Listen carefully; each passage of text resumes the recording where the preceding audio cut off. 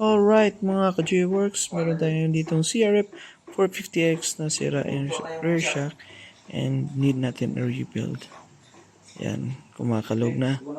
Okay, right. Ayan, pinabaklas na natin yan guys. Ayan, tinatanggal natin yung tambutso.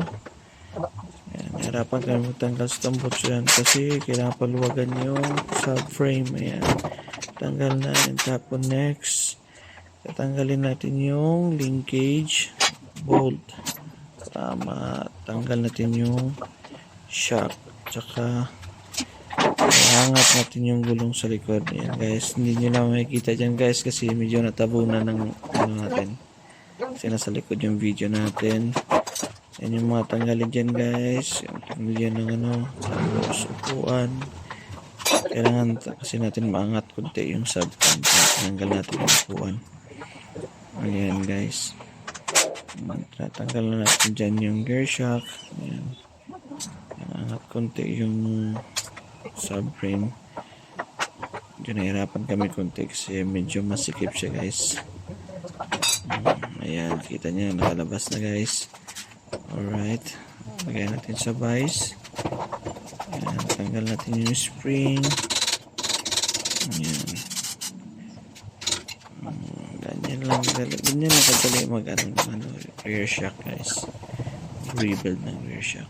Ayan, tanggalin natin yung spring, yung nut. Ayan, tapos next may lock yan dyan sa ilalim, may snapping na lock. Ayan, tingnan nyo yung shock niya guys, hindi na mababalik. It means kulang na yan ng oil. May hangin pa siya, kulang na yung oil kasi nag-leak. Alright, baklasan natin guys. Ayan, wala yung pagtanggal yan guys. Ayan, baba natin yung ano niya para matanggal naman yung lock.